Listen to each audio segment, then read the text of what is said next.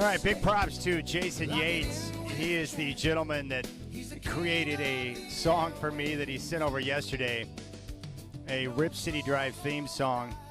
He said, hey, I made you a yacht rock song. And who am I to deny someone if they're going to make me a yacht rock song? That's a sign of true love right there. Nothing says I love you more than, hey, I made a yacht rock song for you. That's pretty awesome. Brendan Slaughter is with me today. I'm live at Moda Center here at the Pines, Section 330. And we've got Sean Hyken, who's going to stop by at 420, our Trailblazer Insider. And he'll give us the latest on the Blazers' efforts to work with the state of Oregon to get funding for the renovations and improvements that need to be made to Moda Center with their new owner, Tom Dundon, coming in. Good luck with that. Anytime you have to go to the state legislator for something that's important, you know you're going to get resistance. You never want to have to lean on the leaders in this state to be able to get something done.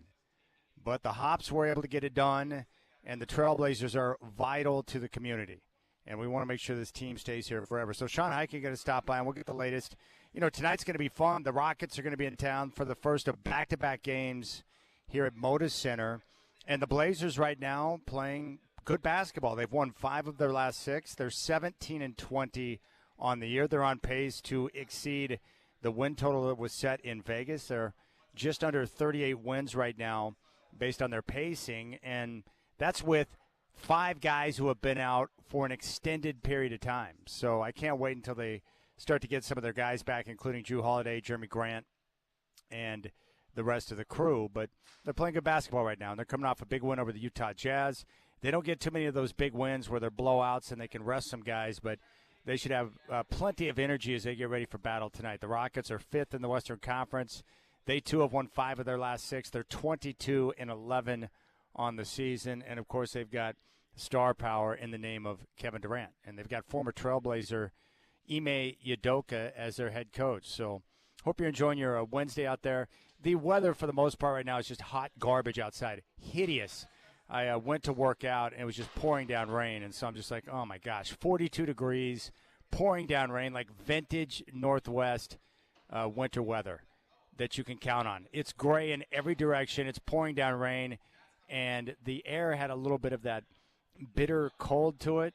Like you can tell it's wintertime now, so it's a grind, I'm telling you. And I am, physically much better. I think I'm 100% after being sick throughout the Christmas holiday, but I had a full workout today, and my body is still, in recoup mode after being sick, and so I am feeling it now. It's all I could do to carry the gear up here, jump on the freight elevator, and come up to Section 330. I mean, I was gripping, man. Oh, my goodness. But this is going to be, I think, the greatest football weekend that we've had in quite some time, and it all kicks off tomorrow. This is, on paper, potentially the greatest football weekend that you could possibly imagine. So tomorrow, this is how it's going to shake out.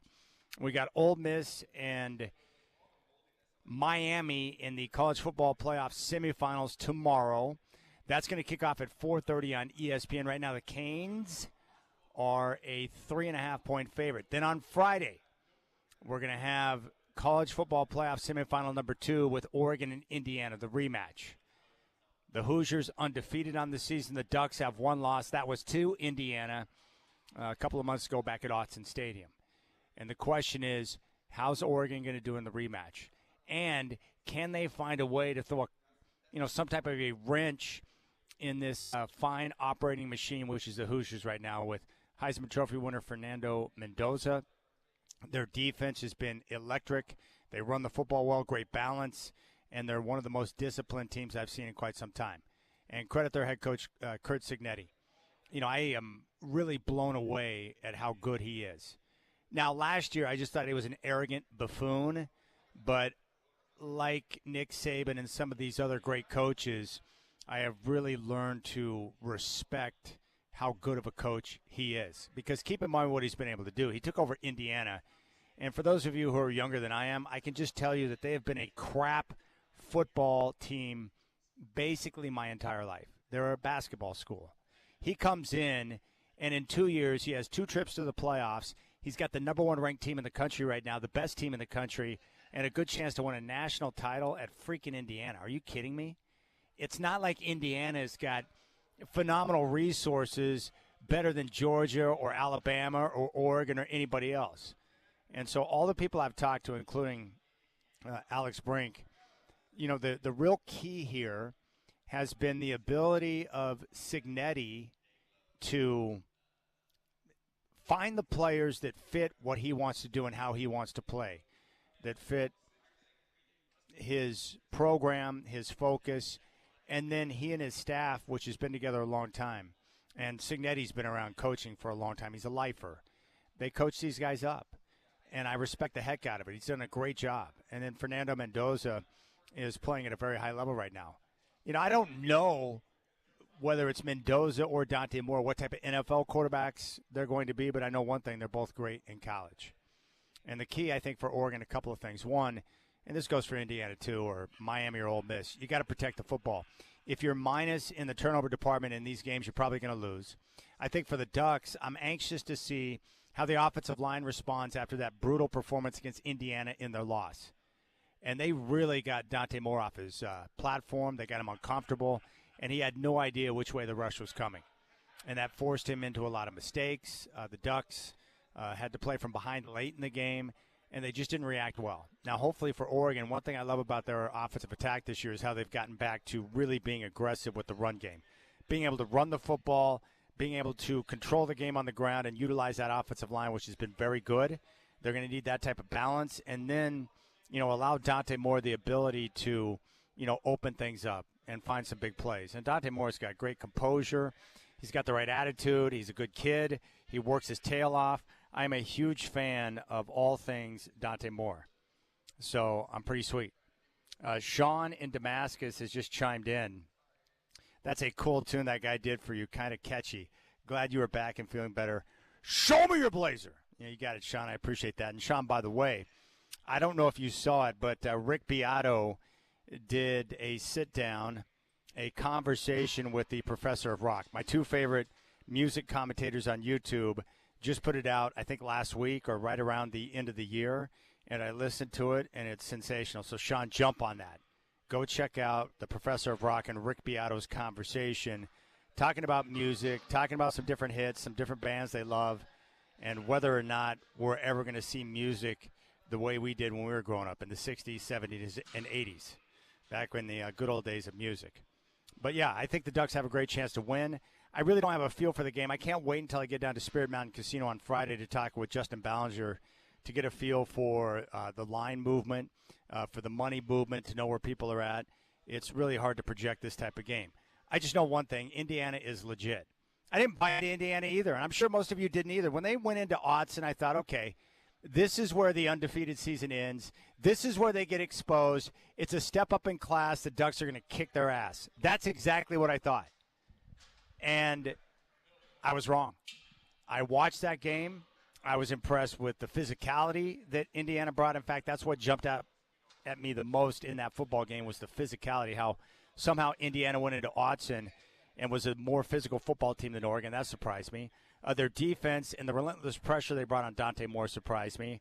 And then Fernando Mendoza just dropping dimes throughout the course of the game. And I thought his response after the pick six, when it looked like Indiana was in trouble, his response to the pick six was to drive his team right down the field, dropping dimes, score a touchdown, game over.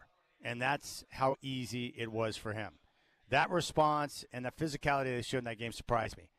And ever since that point, what have they done?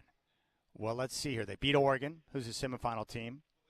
They beat Alabama in the Rose Bowl and kicked their butt and embarrassed them physically. And they took out Ohio State in the Big Ten championship game. I mean, that's pretty good. That is pretty good. Their resume is the best of any team in college football. And physically, they can match up with anyone. And they've got the best coach in Curt Cignetti right now. He's the hottest coach in college football. And he's got a quarterback who he can trust. And what I like about Mendoza is he's accurate, but he's athletic enough to where he can make moves and be able to pick up first downs with his legs when things break down. So it's going to be a tough challenge for the Ducks. But the good thing about Oregon, I know on paper they've got more talent from top to bottom on their roster than Indiana does. And the question is, can they put it together? Can they execute well enough to be able to get that win? It's going to be awesome. Now, in the other game, Miami and Ole Miss, look, I'm a big fan of Ole Miss and their squad this year. I love Trinidad Chambliss. I've been watching them all year. I love their running back, DeJuan Lacey. I thought he showed some big-time balls for the way he played in the Sugar Bowl with the hurt shoulder. He's tough. And they've got big play capabilities. But Miami this year, you're seeing I think the product that Mario Cristobal had in mind when he took over that job. We're going to build a very tough offensive line. We're going to build a very tough defensive line, and we're going to win the game, and we're going to win that battle up front. And they were able to do that against Texas A&M. They were able to do that earlier in the season against Notre Dame, and they were able to do it in that game against Ohio State, just physically kicking the crap out of them.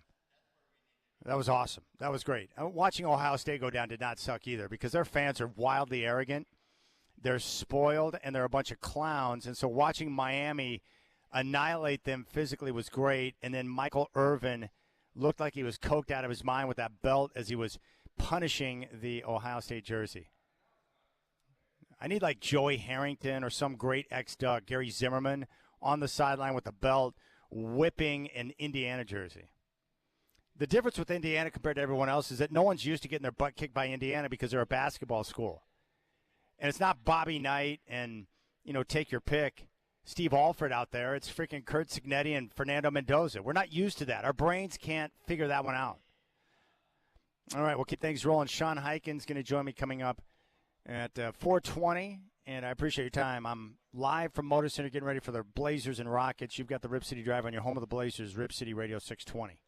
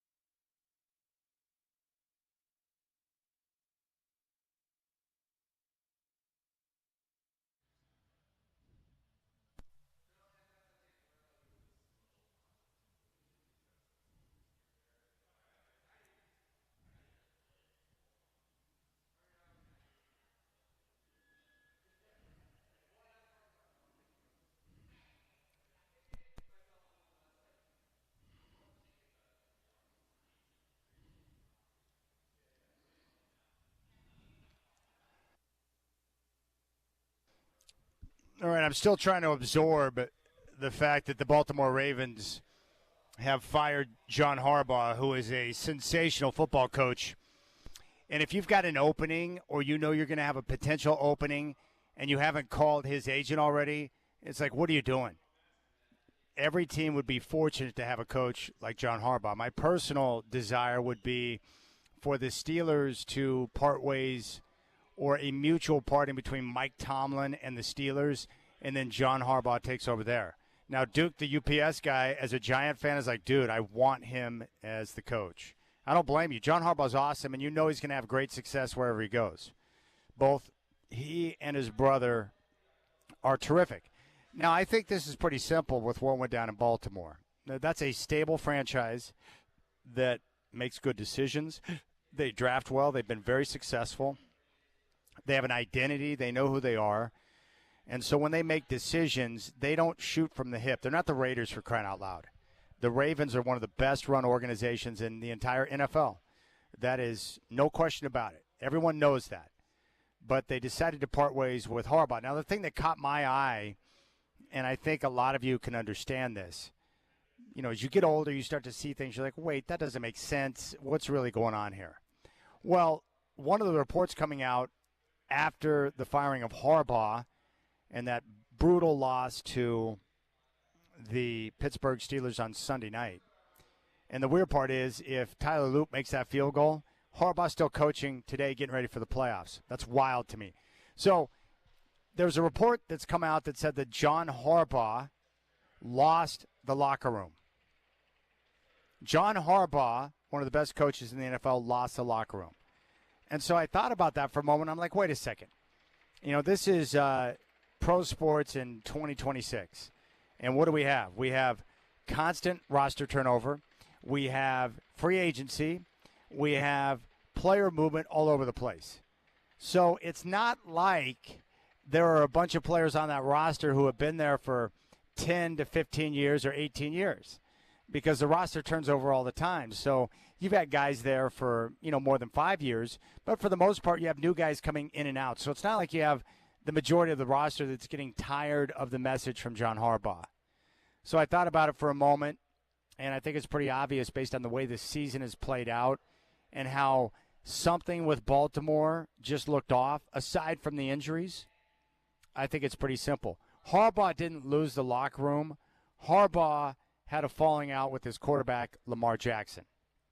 Now, there are some of you, including Duke, the UPS man, that would say, well, I'm getting rid of the quarterback, and I'm going to keep my Super Bowl winning coach. Lamar Jackson is one of the best players in the NFL. He's a dynamic player. He's an MVP. He's a great player. And it's hard to get those type of players at quarterback.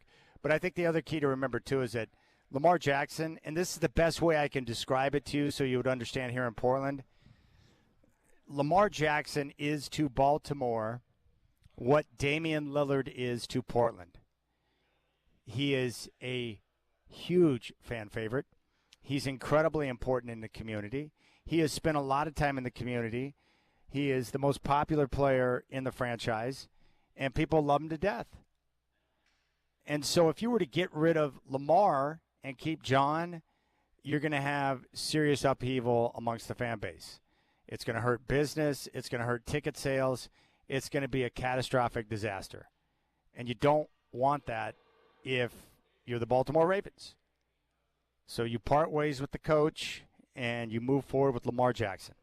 So when they say Harbaugh had a falling out with the locker room, I think what they mean to say is that Harbaugh and Lamar Jackson, their relationship went south. And I think that's what happened. It was a good marriage that became a bad marriage, and the divorce had to take place. And that's what went down. And if Tyler Loop wouldn't have missed the field goal, John Harbaugh would still be coaching the team right now, getting ready for the postseason and a home playoff game against the Texans. But his young kicker pushed it right, game over, and the Steelers move forward now and get ready for the Houston Texans. But if you're not calling John Harbaugh right now and you've got an opening, or you're not calling John Harbaugh right now through back channels and you could have a potential opening in the near future, because I think there are other teams that could have potential openings. Like, what happens if, I don't know. Let's just say that, Buffalo goes down to Jacksonville this weekend on Sunday morning and gets rocked. I mean, literally blown out. You know which coach is on the hottest of hot seats right now. It's Sean McDermott. Joe Burrow, Patrick Mahomes, Lamar Jackson. They're not in the playoffs, and you've got Josh Allen, the best player on the planet. Even though Jacksonville is a better football team this year than the Buffalo Bills, losing that game would be a bad look. Maybe the Bills make a change. Or maybe there are teams that weren't necessarily at the point where they wanted to move on from their coach, but now that they know John Harbaugh is available and he would take the gig, maybe they'll make the move now. John Harbaugh's that good. It's not too often you get a coach of that type of quality that's going to be available. Now, Harbaugh could take a year off and get into broadcasting and, take a moment to rest and take a look at the scene, but there's too many job openings. I think he'll jump right back into the mix. And the same thing with Kevin Stefanski, who the Browns fired. I think he'll jump right back into the mix. So that's how I see it. I think John Harbaugh and Lamar Jackson, their relationship went sideways. The franchise chose to move forward with the immensely popular Lamar Jackson. And, after 18 years, maybe it's just time. Again, the question is who you're going to get or who you're going to hire that's, going to be the next John Harbaugh. I don't know. But I know the Ravens make good decisions. I wonder if they regret letting Mike McDonald out the door now. He'd be a perfect replacement for Harbaugh, right? So, very interesting. But John Harbaugh's awesome. Great coach. There's certain coaches who they can lay a foundation. They can build a culture. You have an identity. And his teams always reek of toughness. We're going to run the football. We're going to play good defense. We're going to get the job done.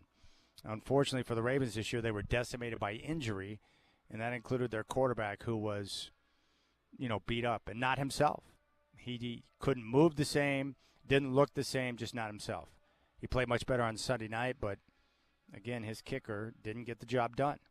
503-248-0620 is your telephone number. Now, in preparation for the Duck game, I want to play a portion of my conversation with Alex Brink so we can eavesdrop on it. But we talked Ducks and Hoosiers. We talked Fernando Mendoza and Dante Moore. And, just getting Alex's response initially to the shutout, blowout win over the Texas Tech Red Raiders, which was impressive. Honestly, you were texting me before the game, and I told you, I said, I think Oregon's going to beat them up. And part of that was with the Ducks all year, right, they've been kind of right in this line. At times they've had some injuries. They haven't always pieced it together, but you could see the talent and obviously the coaching top down from Dan Lanning. And I feel like, with two coordinators that are going to other places, but very specifically said, we're coaching our way all the way through this thing. We want to go win a title. It just feels like both the on-field and off-field pieces for Oregon are really coming together at the right time. And then on the Texas Tech side, right, they got the best D-line money can buy, but they don't have much else, and they didn't play a lot in the Big 12. Big 12's down this year. And I think that really showed up. I mean, that bifurcation, right, of kind of some of these top-level teams is really clear. And I'm not talking the Group of Five conversation that everybody tried to have after round one. Like, let's be real honest here. This is not about Group of Five versus P4. Texas Tech was not in the same ballpark as Oregon, and Alabama was in the same ballpark as Indiana. That's fine. James Madison looked better than Texas Tech did, right? Yeah, no question about it. I watched Tech throughout the year. I love their defense, but I saw them play multiple games, and I never really felt like they had a handle on the offense, and that proved to be an issue against the Ducks. And I guess what impressed me about Oregon, and they've done this throughout the year, is the way that their line of scrimmage play on both sides, because they went heavy in the portal, but they've been pretty dominant at the line of scrimmage, and I think the coaches have done a good job of coaching them up throughout the course of the year, just like we saw last year. And as you know, with any of the teams remaining, you've got to be able to compete at the line of scrimmage, and the Ducks have been able to do that. Like, I feel like physically they match up better than we've ever seen a Duck team at this point in the season before. That's how I see it. I think that's true, and I think, but one call out I would say is that yes, they were heavy in the portal in the lines, but two of the most impactful players on the D line are homegrown kids. That's right. For as far as recruiting, right, with Tatum Tuioti and Mateo Uiagalelei. So I think Dan Lanning does it right. He can recruit at a high level, and he can add pieces as needed in the portal, right? That's kind of the best version of this current era, I think, for people. when people live in the portal and they don't develop talent from day one, you end up with holes at certain spots. That's kind of what happened to Texas Tech, right, with Baron Morton at quarterback. I mean, he's an okay player, but he wasn't developed well enough in that program along the way. They probably needed a portal quarterback. They just couldn't afford him because they spent it all on defense, But again, I think that's the balance Oregon has. They do a nice job of developing players on their roster, going out and getting other ones, and then to your point, gelling them together. Yeah, the only issue I had with the game is it's not just Dan Lanning, but I've seen so many coaches, their decisions when it comes to fourth downs and when to go for it, when they don't go for it. It's like, what's wrong with taking points in a defensive struggle, for crying out loud? They should have been up 15-0 at halftime, and it was 6-0. I'm like, you guys are killing me. My favorite part about that is they'll all tell you that it's somehow tied to analytics. And then when you go back, you're like, wait a minute, you're making a different decision in the same situation. Exactly. In a different game. In this, wait, what? Like, that doesn't make any sense. No, I agree. I think in the end, and Dan Lane's done it forever, so you can't hold it against him. It's a little bit like Mike Leach. Like, he's going to shoot from the hip on fourth down, and if it works, he looks like a genius. If it doesn't, it could bite him. And honestly, in that Tech game early on, that was the difference, right? It's a 6-point game at half, and you're thinking, like, man, this could be a real problem until that Uiagalelei strip sack really broke the game open. All right. They're going to take on Indiana. I watched the Rose Bowl. Like, you and I have been impressed with Indiana all year, especially with Coach Signetti. Like, they physically dominated Bama and kicked their ass. And so what was your takeaway from that game? I thought the quarterback play was great. I thought they ran the ball well, but defensively they got after Bama. That was an impressive win. Yeah, I was more impressed with the Indiana defense than anything. My concern going into that game was that, Alabama, with kind of the offensive coaching and some of the offensive firepower they've showcased, although they haven't run the football great all year, I thought maybe Ty Simpson and those receivers could get something going under Ryan Grubb, the offensive coordinator. It just showed Indiana's discipline, and their skill and athleticism. But in the end, Indiana defensely, they're not portal superstars. They're not, guys that got paid a ton of money. There's a lot of guys in there that, played a lot of football, worked to get to this point, and just play really consistent and really clean on defense. And that's that's obviously a problem for offenses. Do you think the Ducks have an advantage having played Indiana and lost as they get ready for this rematch? Very much so. I think it's really hard to beat a team twice in the same year. If you were to ask me today, feet to the fire, I think Oregon wins this football game, even with how good Indiana looks, just because it's so difficult to go back-to-back on a good team, right, in the same season. Yeah, I agree with that. And, what's weird about this game, too? How often does Oregon line up against an opponent where you look across on the other sideline where the other team may have the better coach and the better quarterback? That's not too often. No, it's rare. But look, Dan Lanning like I do. I mean, he really accepts that challenge. And after what happened last year, right, against Ohio State, I think Dan Lanning's got a huge chip on his shoulder to prove that he can coach and win in the big game in the most important stage, right? And same with Dante Moore, right? I mean, if you think about it from Dante Moore's standpoint, he's a few years behind Fernando Mendoza when it comes to development. But, Dante Moore believes he's the best quarterback in the country, right? And he's facing the Heisman Trophy winner. He wants to show that he is that guy. So, again, a lot of motivation from the Oregon side, I think playing an underdog role, which they rarely are. Yeah, it's pretty awesome. I'm looking forward to it. So right now, you would pick Oregon? I would. Okay. I would. Yeah, I don't have an issue with that. I think Oregon matches up really well, and I'm just anxious to see how they adjust based off of the first meeting at Autzen when Indiana, I think, really showed what they were made of. Now, with these two quarterbacks, well, just talk about them. They could be the top two picks taken in the upcoming NFL draft if they both go, Dante Moore and then obviously Mendoza. What are your thoughts on these guys and how they might translate to the NFL? Well, I think there's a couple things. Fernando Mendoza obviously has shown, his abilities throughout the year. One thing that he doesn't get enough credit for is his athleticism, right? He can move really well. He's not a statue back there, even though he's a big guy. I think that goes a little bit overlooked at times. I think we've seen, you and I have talked about this before with the Bo Nixes of the world, the Jaden Daniels of the world, guys that play a long time in college have a lot of success in this day and age in the NFL, right? They've seen a lot of ball. They're mature. They understand it. And I see that from Mendoza. Plus, he's got the best arm in the country, bar none, hands down. So, there's that. Dante Moore, look, you're not going to find a cooler kid under pressure than Dante Moore, And, I think probably the only downside for Dante, and this is why the conversations around whether he leaves or not are happening, is physically he's got a little development to go, right? He's only about 200 pounds. He's younger, on the younger side of it, right? Only just one full year starting. I think he would really benefit from another year in college. That being said, if he gets to the right spot in the NFL and they allow him the chance to develop, he'll be fantastic. But there is kind of that maturity, the physical maturity difference between him and Mendoza. All right, there's the Alex Brink breakdown on Oregon and Indiana. So how do you see it? How do you see it breaking out or breaking down? How would you break it down? I don't even know what I'm saying. It's going to be a heck of a football game. I know that much. My football life is about as good as it can get right now. My Denver Broncos have the number 1 seed in the AFC. They are sitting back, getting rest right now. They will find out who they're going to play this week, and they'll get the lowest remaining seed in the playoffs. We have 2 semifinal games, which are epic in college football, with Ole Miss, Miami, and then Oregon and Indiana. And that will lead us directly into Saturday, where we're going to have a doubleheader, a tripleheader on Sunday. It's unfortunate the Blazers have to play the New York Knicks for a little matinee action. And then we get the Monday Nighter. And how about the Steelers hosting the Texans?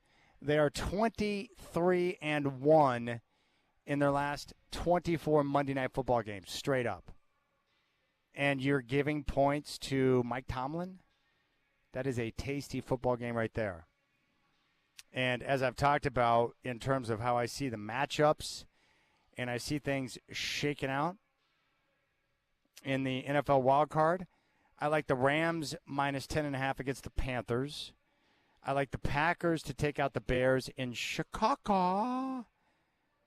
I like the Jags over the Bills. That right now is a pick 'em.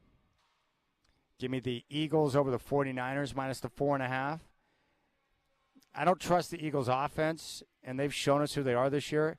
They're inconsistent in moving the football, and they don't run it like they did last year, but their roster is one of the best in football, and the 49ers have been decimated by injury on both sides of the football. The Chargers plus 3.5 at the Patriots, I'll take that, and the Steelers plus 3 at home against the Texans. Now, if I had, let's say the good Lord came to me and said, Chad, I have decided to let you choose who the Broncos are going to face in the divisional round. I would ask for chalk to hold, and then the Broncos host Aaron Rodgers and the Steelers. But I think it's going to be the Chargers, and that matchup scares the crap out of me because of Jim Harbaugh and Justin Herbert. I think the Chargers are going to beat the Patriots. I think that will be the big upset of the first round. I think when you're the 2 seed and you won 14 games and your reward is Jim Harbaugh and Justin Herbert is an underdog, that's a problem. The Chargers' pass defense is the best in the NFL. They do a great job of disguising their blitzes, their pressures, so you don't know what's going to come from. And as much as I love Drake May, and I love Drake May, quarterbacks who are making their first start in the NFL playoffs traditionally don't do particularly well. But I love every single game. Now, I just think Jacksonville's a better football team than Buffalo, and I think the Jags are going to win, and they might win convincingly. I love Josh Allen. That guy's everything you want in a QB and a franchise cornerstone, but the Bills have had issues all year. They haven't protected Josh very well most of the year. They don't stop the run, and the Jags are a complete football team that's on fire right now. And Trevor Lawrence is finally starting to look like the guy we all thought he was going to look like when he came out of Clemson. All right, 503-248-0620. Sean Hyken going to join me at 420. I am live at the Pines, Section 330 here at Moda Center.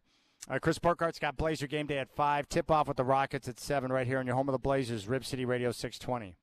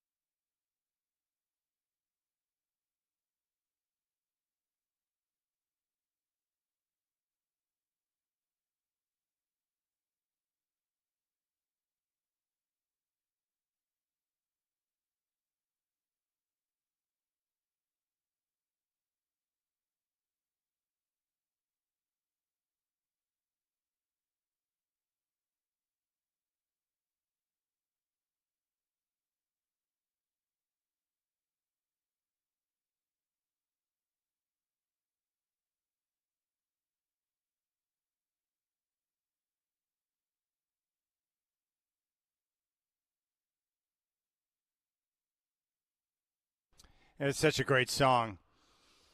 Tears for Fears. Everybody wants to rule the world. Or you can reach out at 503-248-0620. I'm still proud of Brendan Slaughter, who is a little bit younger than I am. But he went and had a chance to see them down in Vegas, and he's like, dude, they were awesome.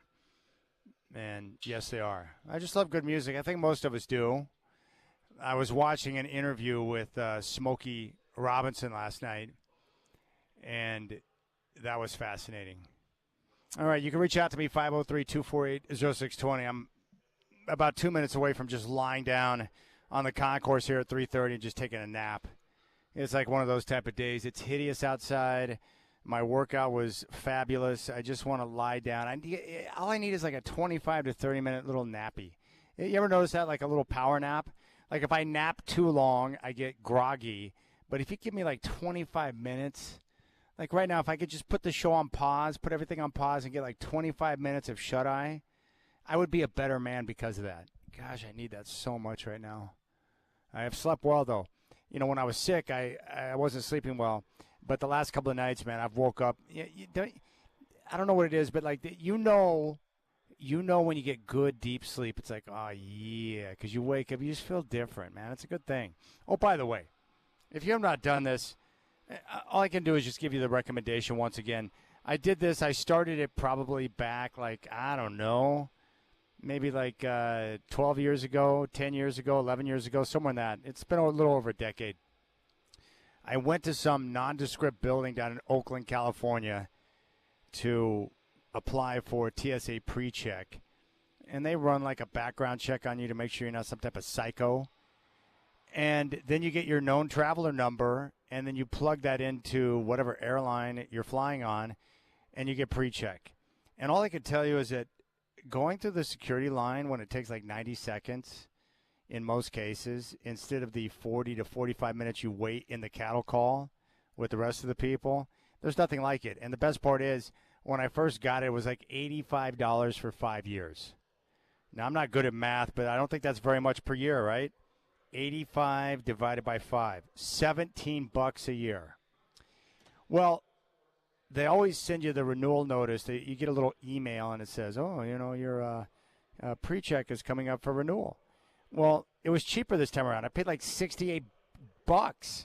So the price has come down. I'm just telling you, like, even if you fly like 4 or 5 times a year, 6 times a year, just go get the pre-check, go through the process, get the known traveler number, and it's going to alleviate a lot of stress. I don't like to fly. I don't like going to the airport, but I've got the system down now. And when you only have to deal with a couple of seconds going through security, it's the best thing in the world. No taking off the shoes. You don't got to remove the laptop, the this and the that. It's just, it's awesome. And it's not too often in life where you can spend money and feel like, dude, I'm getting over. I feel like I just got over here. How's that even possible, right? There are a few moments, because now everything's so expensive, right? And what really pisses me off, like when I was back in Denver over the weekend, or my parents who were driving through 17 different states after my brother passed away, gas prices, right? Like in Colorado, it's like right around $2 a gallon. I saw one place it was like $1.98. That's not the case here. I would like to thank the government for trying to tax us to death. Thank you. Really appreciate that. I want $2 a gallon gas, man. Give me some of that. Oh, my goodness. So, you know how it is. You buy things. You go to the grocery store now, and you're like, I don't feel like I'm getting over here. But I would say that the pre-check is one of those rare moments where you're like, dude, this is a good value. I think I'm getting over here. There was something else I bought the other day where I was like, dude, is this really the price? What was that? I can't remember what it was. But everything now, like you go out and you buy a cup of coffee, expensive. Even at a restaurant, when you get a crappy cup of coffee, they're charging you $3.99 because they do the markup on the beverages. You know, it's a big rip job. I hate that. What did I pay for at the Broncos Stadium? I was actually pretty happy because a pretzel, like a salted pretzel. I love pretzels. That's my favorite snack in the world. Like if I were going to just let myself go and become fat, I would eat pretzels nonstop. Like I love them. But that's my favorite thing at a ballpark when I go to a game is I just give me a salted pretzel, give me a little mustard, give me my Diet Coke, and I'm dialed in, right? But it was only $5 in Denver. And the pretzel was a Bavarian pretzel, very good. I think they're $8.50 here at Moda Center. And most places are like, right around $10 or more. But I appreciated the $5 price tag. It was very nice. All right, 503-248-0620 is your telephone number. Get the pre-check. Come on, man. Do yourself a favor. I'm here to help people. Sean Hiking going to stop by for the latest on the Trailblazers and their efforts to improve Moda Center. They got to go to the state. That could be a problem. All right. When you have to go to the den of thieves to try and get money for arena improvements, that could be difficult. 503-248-0620. Tip off with the Blazers and Rockets coming up at 7 here on your home of the Blazers, Rip City Radio 620.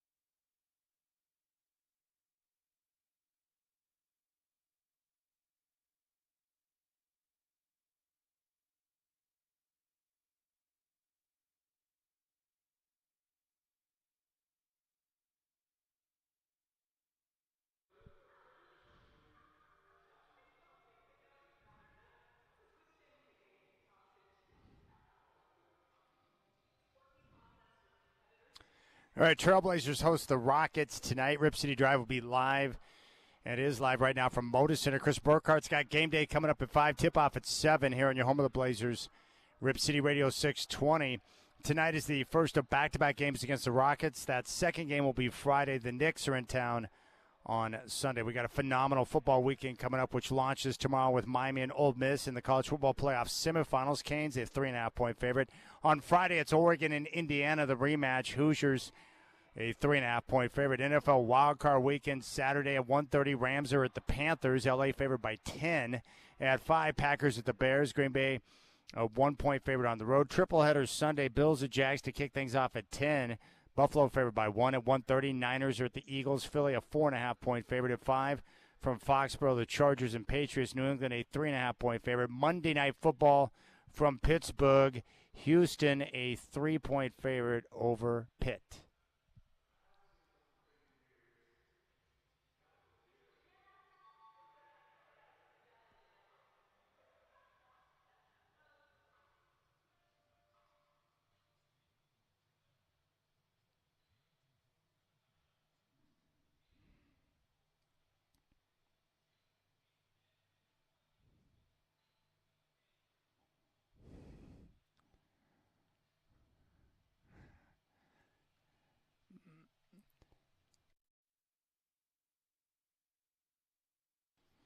All right, Duke, the UPS driver, is not helping things right now. He's hurting them. First off, he told me that he's never had a salted, big, soft pretzel in his life. He said he's never had one. I guess he's not into soft, doughy things.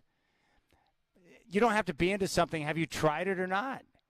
That's just weird to me. But then he asked me when I have to start preparing for the unfortunate procedure, what do you call that? The colonoscopy, which is coming up here in a couple of weeks.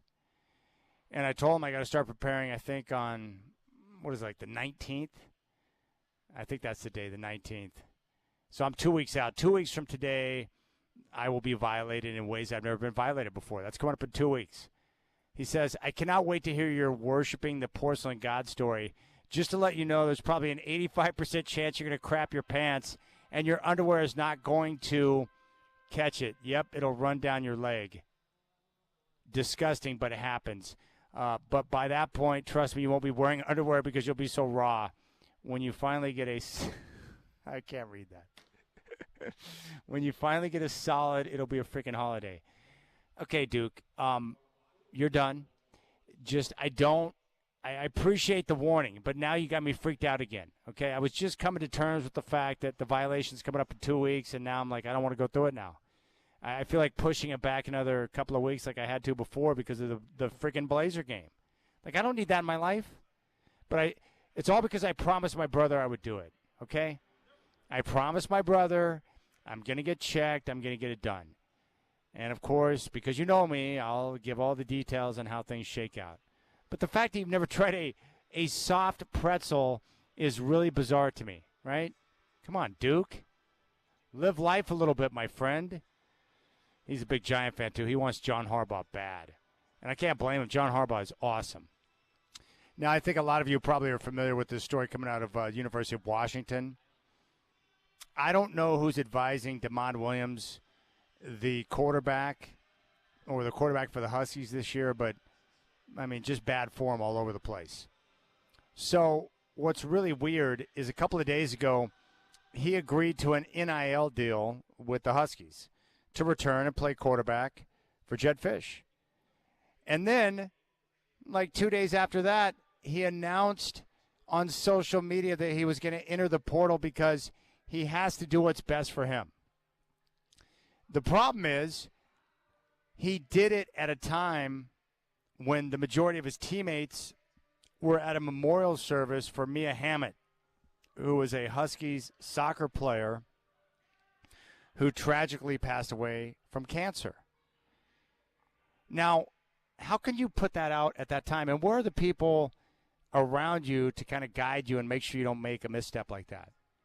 Because now no one's going to respect you. They're going to think you're crazy.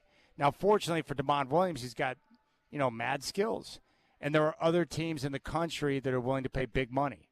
Now, there were rumors at the time he announced he was going to enter the portal that LSU might be looking to pay around $5 to $6 million. And see, this is what happens because there are no rules in place. You agree to a deal. Other schools are like, wait a second, what would you agree to? We can pay more than that. And then you get these young kids who are trying to make decisions, big boy decisions for the first time. They waffle and they try to jump out. Now, apparently, this contract that he signed is pretty ironclad with Washington, where they could hold him accountable. But the problem is nobody within the football team or the school wants him back now because he agreed to come back, and then he tried to bail and jump into the portal 2 days later. He did so during the funeral services of Mia Hammond, and now he looks like a fool.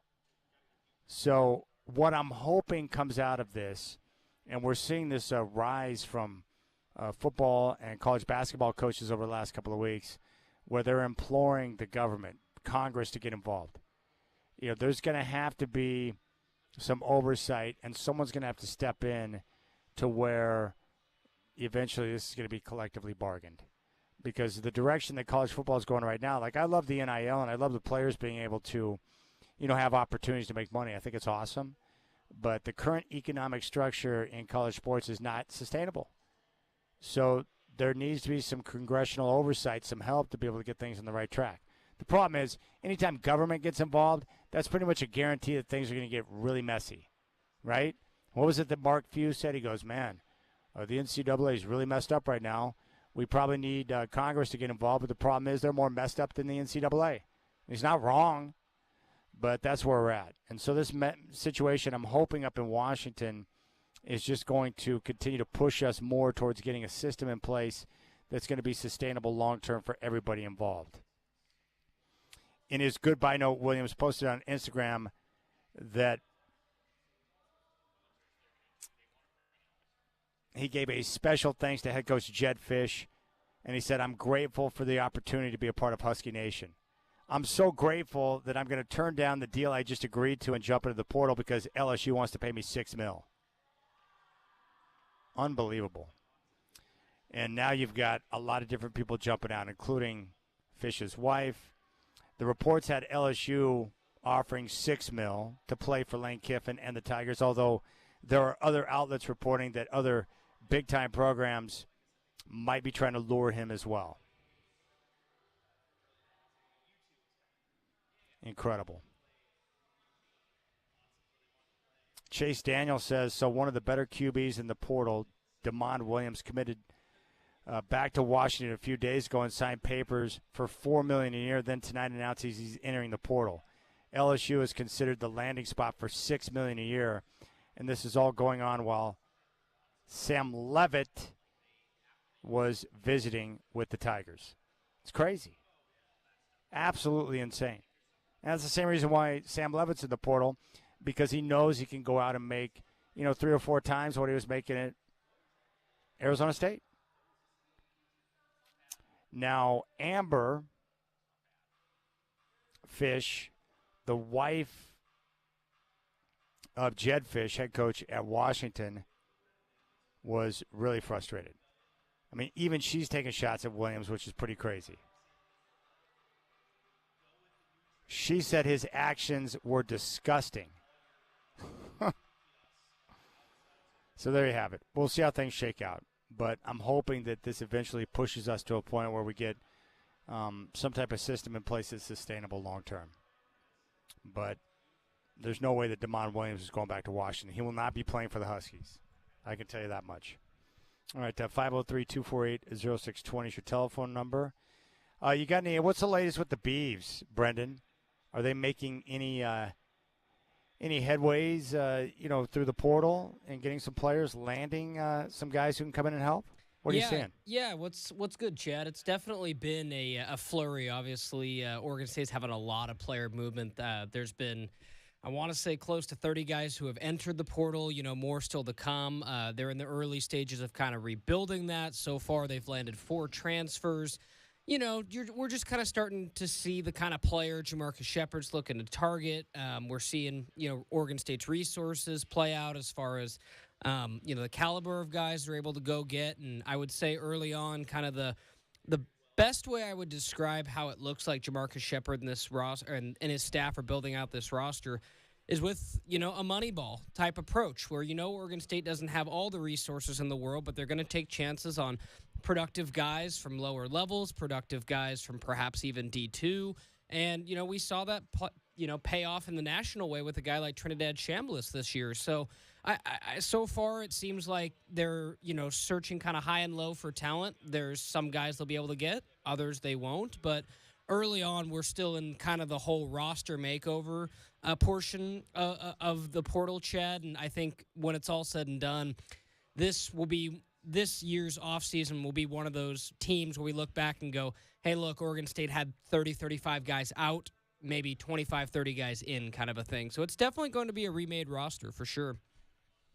Isn't it crazy how year to year in college football now you basically say goodbye to your current group and then you have to construct a brand new roster? It's insane. Yeah, I mean, I think insane is the radio safe version of putting it, Chad, because it's not the college football that you grew up with. It's not the college football that I grew up with, and I don't want to make a mountain out of a molehill and be like, hey, it's terrible. It's the old style was best and all that, but like the essence of college and the essence of for example, when I grew up, knowing when you had a freshman and he was a stud freshman and knowing, hey, we're going to have that guy at our school for at least 2 more years, and the only reason we wouldn't is if he decides to go pro, kind of a thing. And now knowing that, I think it's just going to change college fandom. I think you're always going to have fans of teams, Chad, but I think it's going to be different knowing that fans may be less fans of individual players as much as the team, because those individual players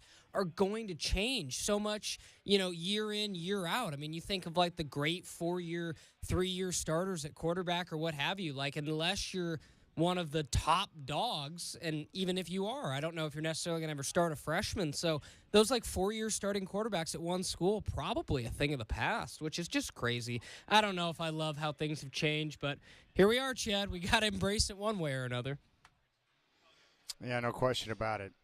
All right, Trailblazers and Rockets coming up at 7, and Sean Hyken standing by. He's going to join me coming up next. I want to get the latest on this, the efforts by the Blazers to get the arena improvements, which are important.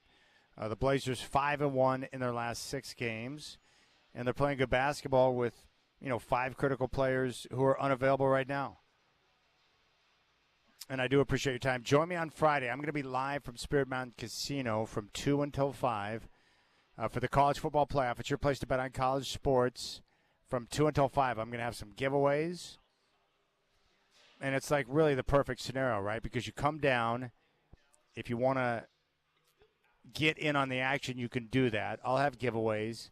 The Duck game will kick off at 4:30, and then after the Duck game, and then you can focus in on the rest of the Trailblazer game with the Rockets. So it's going to be a perfect weekend. This is, of all the football weekends, this is the kind of stuff we pray for right here. College football playoff on Thursday, Friday, NFL wildcard weekend doubleheader Saturday, tripleheader Sunday, and a Monday night football game to finish off the weekend, which is going to be great. All right, Sean Hyken, Rose Garden Report, our Trailblazer Insiders coming up next. You got the Rip City Drive on your home of the Blazers, Rip City Radio 620.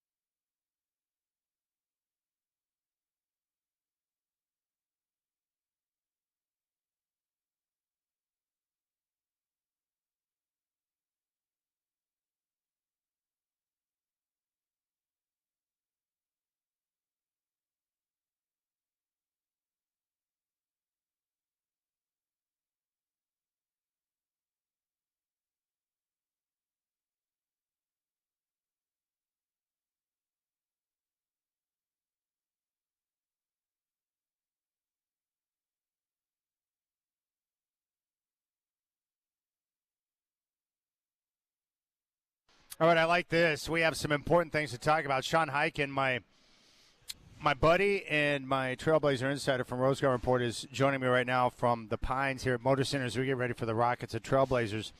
You just put out a piece. Give us the latest details on the Blazers going to the state legislature to get the needed support to be able to get the improvements, the renovations done for Moda Center. So this has been one of the things that's been talked about and just has been one of the things that's kind of been on the horizon for the coming years for the Blazers, especially with the new ownership group set to take over at some point later this spring. But we knew that kind of there was going to be some negotiations at some point about where the Blazers are going to play long-term, whether that would be building an entirely new arena like Adam Silver said this summer they need, or just doing a really, really major, multi-year, multi-$100 million renovation on Moda Center, which I think people connected with the Blazers tend to favor that over trying to get an entirely new arena built. So where that's at right now is that the team is about to present a proposal to the state legislature at their budget meeting next month, which is going over, over the next 5 weeks starting February 2nd. There's going to be some legislative sessions. We're going to figure out the budget.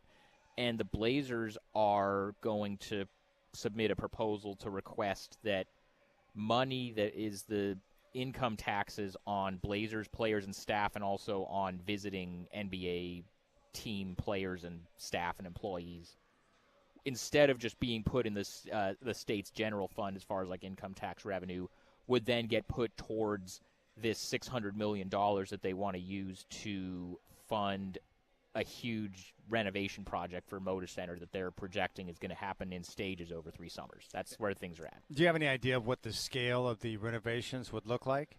Well, $600 million is a lot of money, but there's a lot of stuff that needs to be done. Like I kind of when Adam said that over the summer that the Blazers need a new arena, I was just like, yeah, I don't know about that. Like I think obviously Moda Center needs some work, but it's a pretty good, like structurally it's fine. It's not like falling apart. It's just it's a 30-year-old building, and some of the amenities and some of the way that it's built is just like not up to the modern standards if you go to some of these other NBA arenas.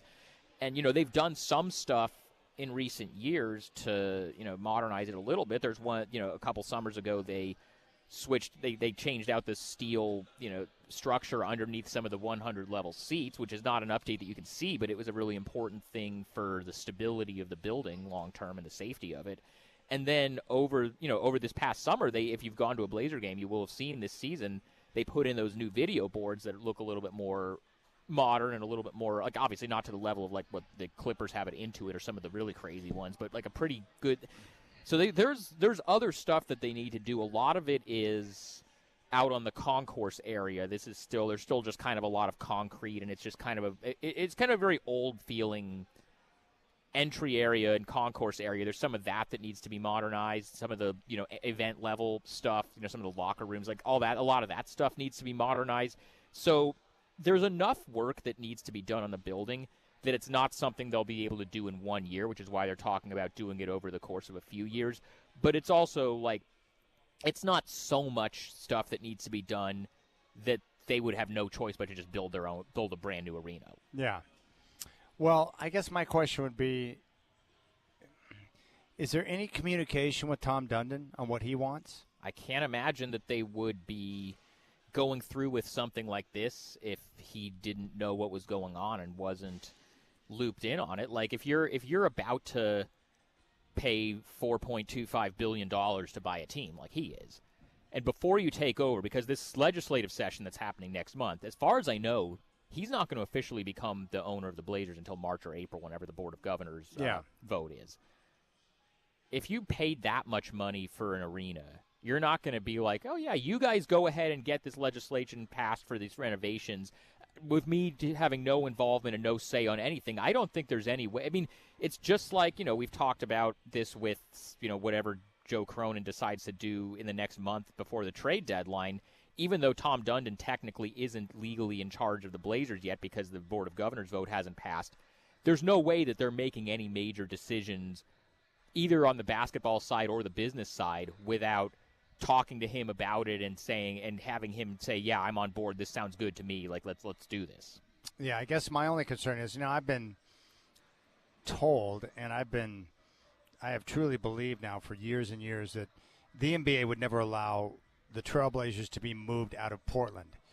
Because I think that the league, Commissioner Silver, wants to have two teams in the Northwest. He wants to have the I-5 rivalry. He wants, proper spread throughout the course of the country. But, I can't get past the fact that there's a brand new arena in Seattle that's not being utilized for the NBA right now. So I'm just wondering, is there any risk if they can't get the new arena here and they go with the renovations that the NBA would look to move the Blazers to Seattle?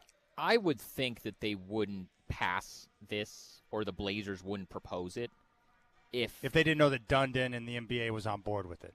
Yes, and also just that, because the other thing that's going on at the same time as this, and this is something that I would imagine Tom Dundon will be heavily involved in whenever he officially owns the team, is they're still negotiating a long-term lease for the arena with the team.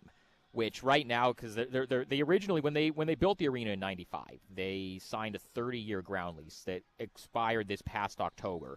But about a year before that, they agreed to a 5-year bridge lease extension beyond that. So now the Blazers are locked into a lease at Moda Center through the year 2030.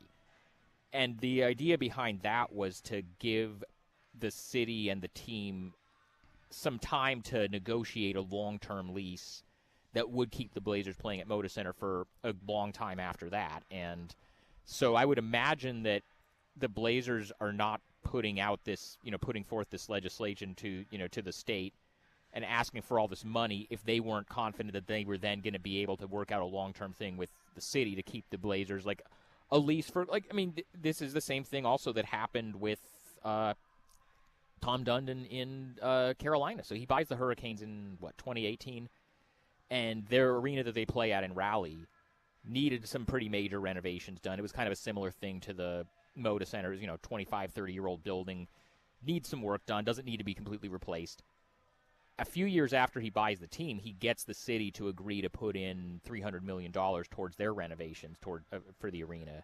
And then the Hurricanes signed a lease that will keep them playing at that arena through 2044, which at the point that they signed it was a 21-year extension. So I would imagine that at some point, whenever, let's say this spending gets greenlit and they, the state agrees to pay for the renovations that the Blazers are proposing.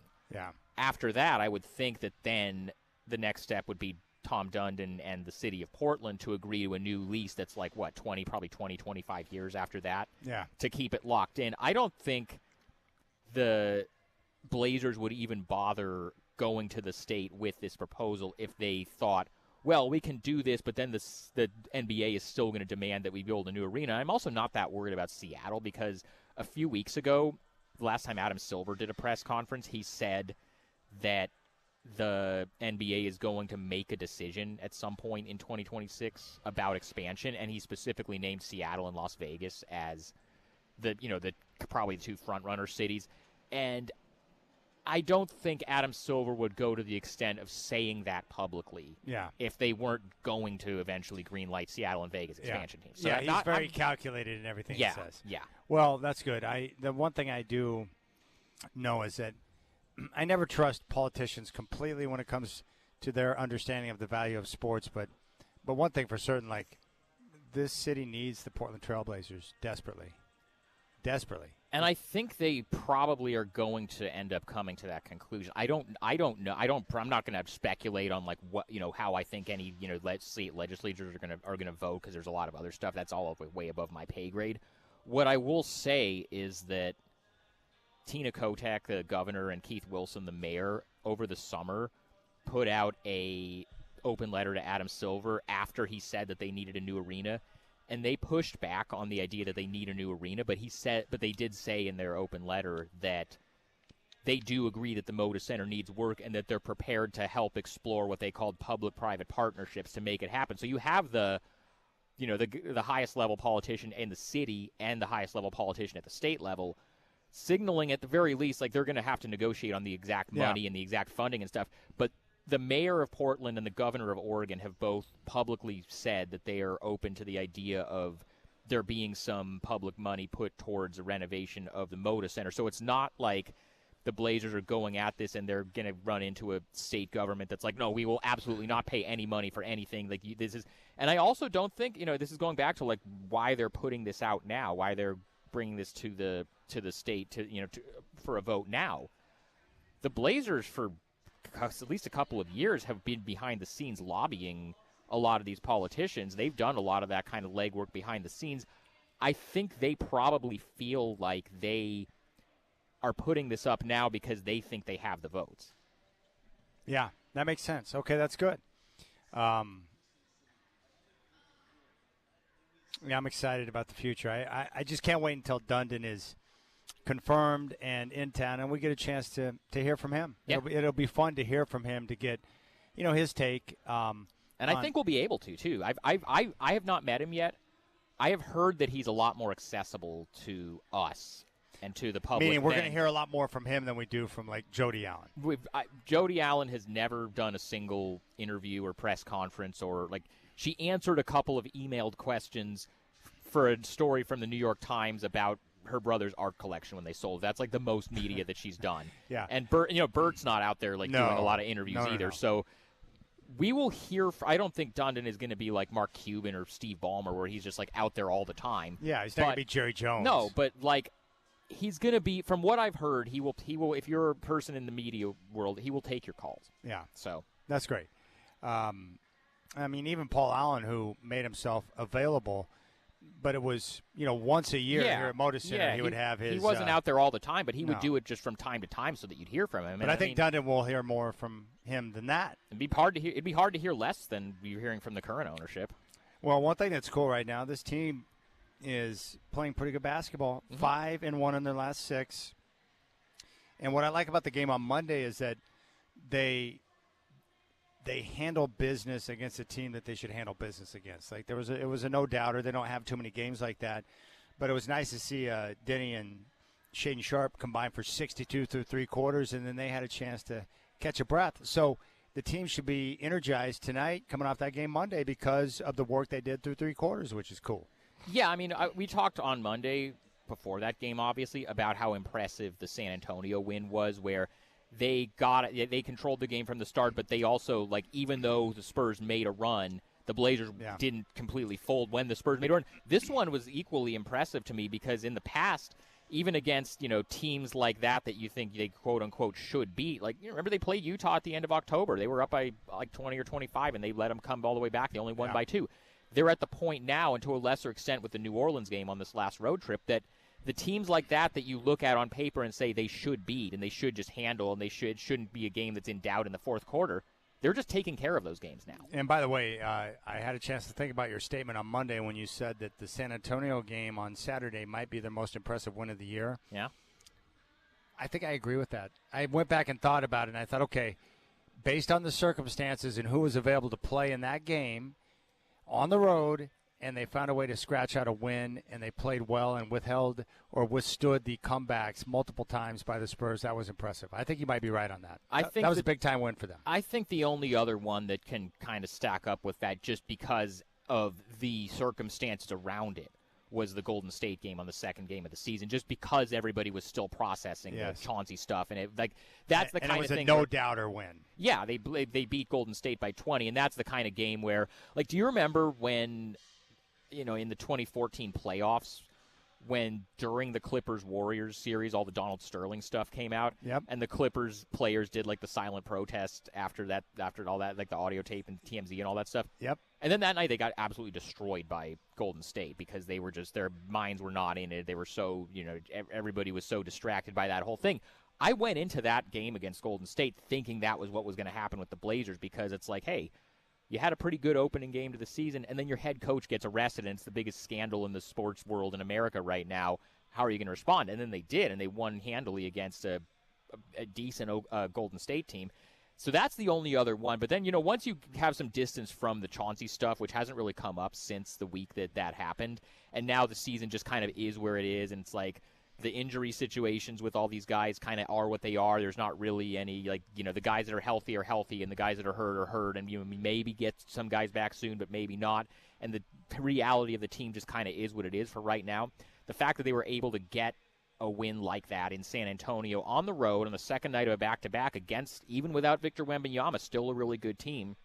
That's as good of a win as they've had this season. I agree. And you know what's impressive? And they won't get the attention they deserve for it because they're tucked away in Portland, but the fact that they're sitting at 17-20, they're on pace for 38 wins right now, which would exceed the Vegas win total. But they're 17-20 when they've played the majority of their games without 5 critical players. That is an impressive feat. And they're asking guys, these two-way players, to step up and make contributions, and Caleb Love has done it. Sidi Sissoko on Monday was 4 or 5 from downtown. I watched Ryan Rupert, and like you had mentioned on Monday, he's been bitter over the last couple of weeks, but he's making a difference defensively. It's pretty impressive what this group has been able to do, considering everything that's against them right now with so few bodies being available. I'm impressed. And you've got a head coach who's never been a head coach in the NBA before, which, I know Thiago Splitter was a head coach in France last year. Not the same. And had a lot of success, but he's never been a head coach in the NBA. He's been an assistant for a few years. Yeah. He didn't come here expecting to become the head coach 2 days into the season, but I think he's done a really good job of adjusting what he needs to adjust and pushing the right buttons and keeping guys bought in with all the injuries and the external distractions and all that stuff. I think you have to give Thiago Splitter a lot of credit too. And then credit to Joe Cronin and his staff, because they went out and acquired Denny Avdia, who is on the best contract in the NBA now based on production. He is playing like a superstar because I think he is a superstar. Yeah. And then the guy they drafted 2 years ago, Donovan Clingan, is balling out. So you get credit for that too. But I don't care what anyone says. Washington has got to be kicking themselves for letting Avdia out the door. Yeah, I think so. And I think if you want to make the argument from their end that when their goal was to be as bad as possible, and you can get 2 first-round picks for one of your guys, you do that deal. But I think if they knew that he was going to be this good, they wouldn't have done that deal. Yeah, he's been awesome. I know everyone always has, is Avdia a 1 or a 2 on a I don't care. All I know is, what he is? He's a star player in the NBA. He's somebody you want on your team. Whether he's can he be a first option? Can he be a second option? You know what the Blazers are not right now? A championship caliber team. So it doesn't really matter if he could be the best player on a championship team, because that's not what the Blazers are right now. But for what they are, they couldn't be asking for anything more than what he's been giving them. Yeah, it's pretty awesome. I'm trying to find that piece right now, but especially when you hear other people come out and have great things to say about Denny Avdia, like LeBron James and Steve Nash. Yep. We're praising him for his play and his toughness and his playmaking ability. It's when I see that kind of stuff, I'm like, here it is right here. Let's take a listen to this, because I think Blazer fans, if you haven't heard this, you'll love it. But this is Steve Nash with LeBron James talking about, under the radar players who they've taken notice of who are making a difference. Take a listen to their take on Denny. Let me go for one last guy that's taken a leap here, and it's been kind of fun to watch, is Denny Avdia in Portland. 25 points per game. That's +8 from last year. 6 assists. That's 2 up from last year. True shooting, 62%. That's up 2% from last year. Here's maybe the biggest one, is he's top 4 at time of recording in foul rate, 9.5 free throws a game, up there with Shea, Luka, and AR. So, this is a guy that gets downhill is a problem. No, he's a physical drive. He's a physical driver to the rim. And if you don't have a body in front of him, if you're on the side of him, then he's going to get that foul call. He's super physical, especially going downhill to his right hand. And like you said, he's worked a lot on his outside shooting too. When he was in Washington, that's the one thing he did have. He's always had this speed with the ball, very fast with the ball, downhill to his right hand, big body, big wing. But this year in particular, I've seen him expand his range and make some shots from the perimeter at a more consistent rate. And it's resulted in him having a breakout career year so far. Yeah, for sure. I feel like he's and I could be wrong, I feel like he's in a little better shape. He just feels a little sharper. Yeah.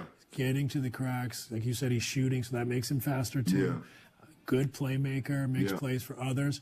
He's a guy I think Washington probably is Kicking ruining, themselves. ruining their decision there because, I mean, this is a quality player. In our He's a league. quality player. He's a big time player.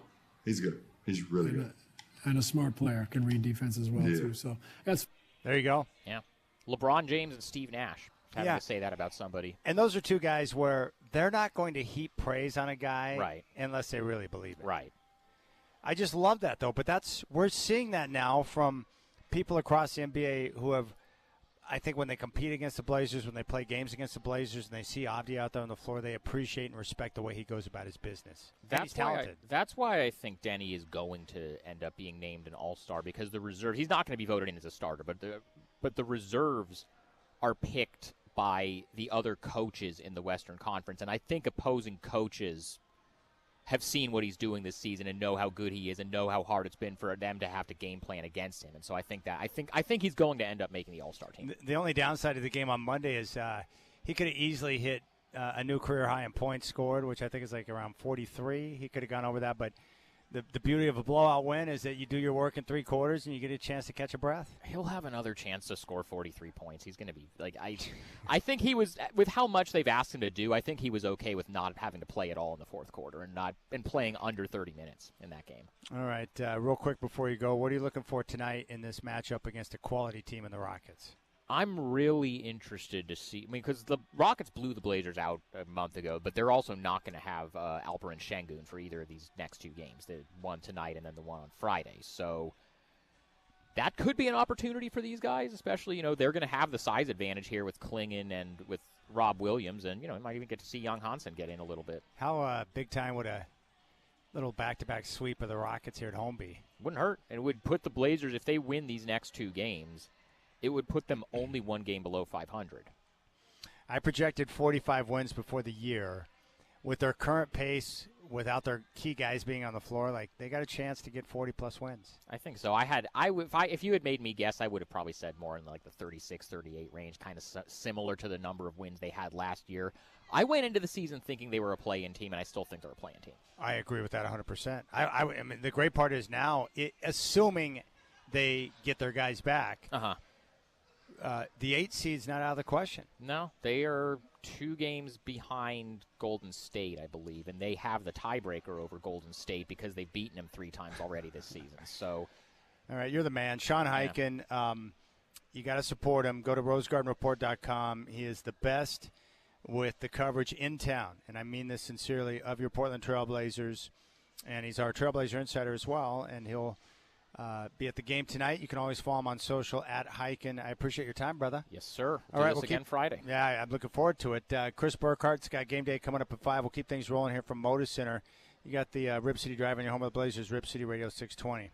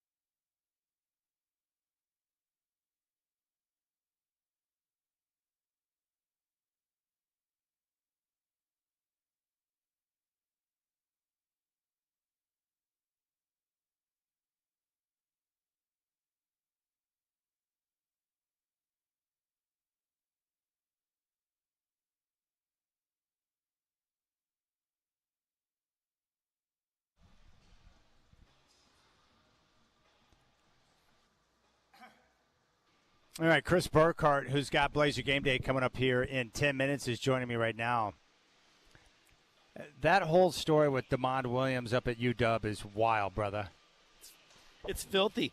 It is filthy, and that is what college football has kind of become right now. I have no idea how you stop it, but UW fans are mad, and they should be. And, DeMond Williams chased the bag, and he should have. I can't blame any guy for chasing the money. But, yeah, the NCAA has to do something, man, because it is just the Wild West right now. It is. I'm hoping that this DeMond Williams, it's probably going to have to get messy before we get resolution. I'm hoping that this could be one of those situations that help presses things forward, because eventually we're probably going to have Congress step in, unfortunately. But I know that the way things are going right now, it's not sustainable, so they're going to need change, right? They're going to have to, Chad. They got to figure something out. Like I was telling you a second ago, there's not enough sports agent to go around, so who's giving these kids their financial information? You mean there's not enough agents for 4,000 kids in the portal? Right. How many athletes does an agent in the NBA have? There's agents who have 5, and we're talking about thousands of athletes. And so, yeah, there's not enough guys giving them financial advice, and it's brutal. Yeah, and you're right. And the worst part is when you don't have proper – especially when you're a young man and you're still trying to figure the world out and you don't have proper representation, that's how you end up, one, signing a deal and then trying to back out and then putting out an announcement on social media that you're going into the portal when the majority of your teammates are at a funeral for a UW athlete that passed away from kidney cancer. Yeah, that's a bad look, brother. That's what an agent and a PR team's for. You got to make sure that you're making these steps and you're taking them right. But he absolutely has done more damage to his look than he ever thought he could have done, man, all for a couple more $1 million, which, again, that's a lot of money. But it's wild that this is even a story, that this is happening. And, I mean, it happened last year, too, with Wisconsin having a player going to Miami and then the Big Ten stepping in, and it's just filthy, man. If I would have pulled something like that when I was that age, my dad would have been like, "What are you doing, man? You lost your mind?" Well, think about this. You go to college, 18, 19 years old. The student aid department is flashing all the money you can get from FAFSA to you. You're signing paperwork, not understanding what interest is. You just know that you're getting the $30,000 you need to get through school. Yeah. Now, you're not paying interest on the money you're getting playing as an NIL deal, but at the same time, you're 19, 20 years old, and someone says, "Yeah, come here for $7." I'm not really worried about the paper I just signed. Well, that's the whole point. I'm a firm believer that the majority of college freshmen, they care most about their cell phones and their orgasms, not about contract details and understanding how to look good and make good decisions. Yeah, I think the tough part is, too, Chad, I think you're going to get to a point where you've seen a lot of guys make this jump, but how many guys have bettered themselves because they made the jump. That's why you're seeing multiple players, Malachi Nelson, Justin Flo, you're seeing a lot of guys who are now going to their third or fourth team because they're entering the portal again because they just haven't latched on. So it is not always greener on the other side. Wow.